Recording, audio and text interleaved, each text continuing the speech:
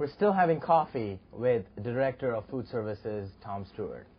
So, Tom, tell us your responsibilities, your role at Florida Tech. Well, we have several food service operations and several different ways we operate those food services to give the students choice and diversity in the offerings that we have. We have a residential dining program in Evans, which is an all-you-care-to-eat facility. When I first came to Florida Tech, I managed that, and up to about probably the first 10 years I was here, that was my responsibility, my baby, taking care of Evans and designing meal plans and making sure that the students had the right access to that type of facility. We also have 3 a la carte operations where you pay for the item you get, a la carte, which is the Rathskeller, the Sub Cafe, and Center Court. The Rathskeller is broken up into several different operations right now, in that you've got a convenience store, you've got a restaurant, eatery type place, and you also have the Black Hats Cafe. And a couple of years ago, we started doing pizza delivery to the residence halls. So my responsibility is overall management of those organizations, both financial, budgetary, student satisfaction, customer satisfaction, not just student satisfaction, because we have a lot of faculty staff that eat with us too. So satisfaction of all those things. We also operate a pretty active catering department out of the Sub Cafe, which also reports all reports under one umbrella, and that's under my direction. So you also work with housing. You also are you're responsible for the housing and residence life. Well, I'm not directly responsible for housing or residence life. Residence life reports to Rodney, who you had on the show a couple weeks ago. My responsibilities with housing is only in the summertime, getting housing ready for the next session. Okay. We don't have a director of housing per se. So I work with Mike Ducat, who is the manager of the Rathskeller. We kind of put a different hat on in the summertime, and although we're doing food and food service and making plans for the following year or for the next year, but we're also doing some housing things of working with facilities, getting the housing straightened up for next year, taking inventory of things, replacing what needs replaced, fixing what needs fixed. And that's in coordination with the facilities department. And then also in the summertime, we have a very active summer conference session. And summer conferencing is outside groups coming to Florida Tech, renting our facilities, using our food service. And we house and feed them throughout the summer. And every time they leave, it's almost like a hoteling situation where they're here for 3 or 4 days. We turn the rooms back over, and they're here. Then another group comes in. So we do that all summer long, and then we put our food service hat back on and start flipping burgers.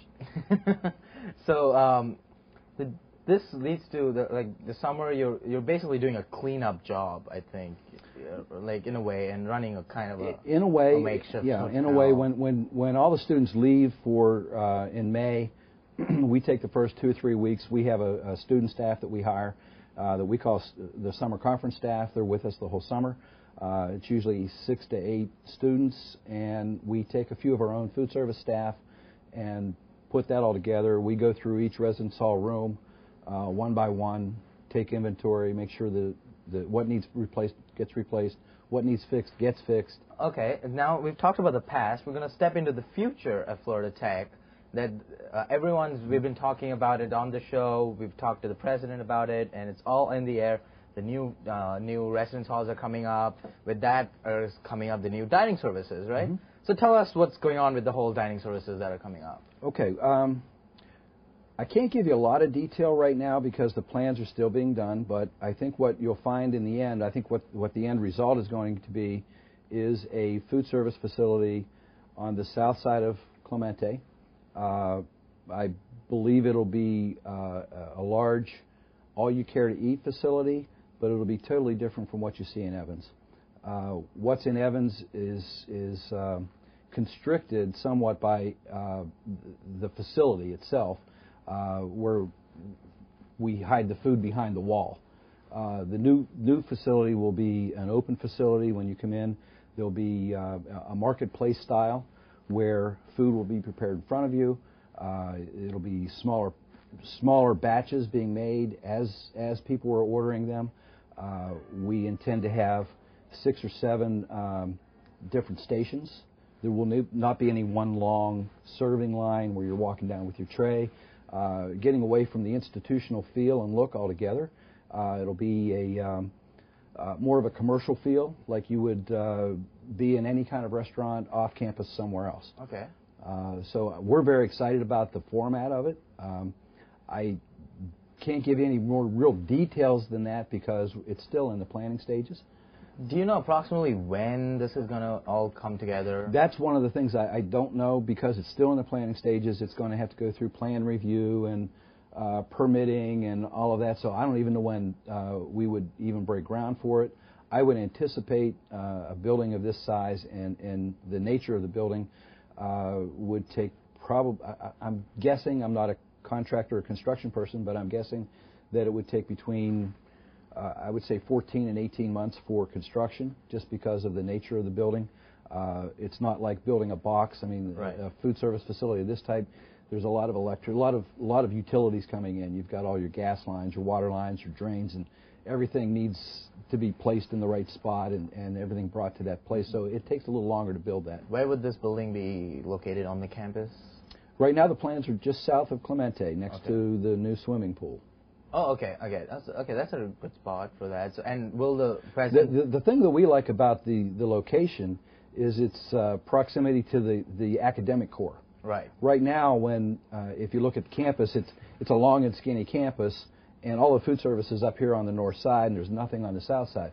So, especially for resident students, once they leave the residence hall, they pass Evans, and they walk all the way down to the academic core, and then lunchtime comes and there's no food there of any kind of quantity. I mean, the center court's there, but anything of lunch quantity, yeah. Right. Anything of a diversified nature isn't there. We've got 1 or 2 things that you can choose from. So the students have to come all the way back to either the sub cafe or to Evans, and then walk back to the academic core. So we like the location being in the academic core. It's going to be right across the parking lot from all the Olins, the life sciences, physical sciences, engineering. I understand that the fish labs will be relocated over there at some point. So it's going to be a great location for us.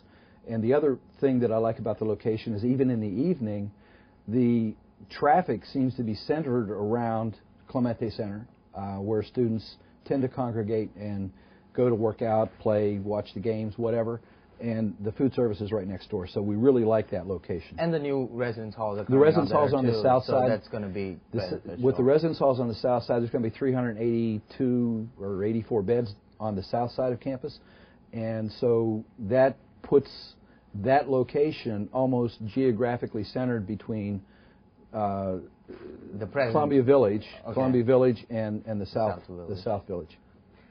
So the present dining services will still remain like Evans, or is it going to shut down? We'll have to take a look at that and see what is going to remain open, what will have to be closed, what will be modified as far as hours go. I believe that we will have extended serving hours on the south side in that new facility. And so the dynamics of how people eat and where they want to go to eat and what time they want to go to eat, we'll have to study that and take a look and see what the hours would be at each location, what may remain open, what might be closed.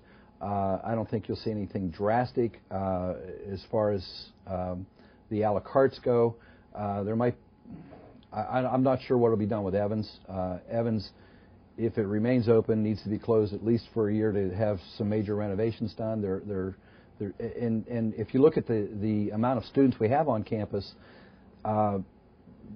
there would be adequate seating in one location as opposed to 2. And of course, you've got the economics of having one location open as opposed to having to staff 2. So we'll have to look at that, and the final plans aren't made yet.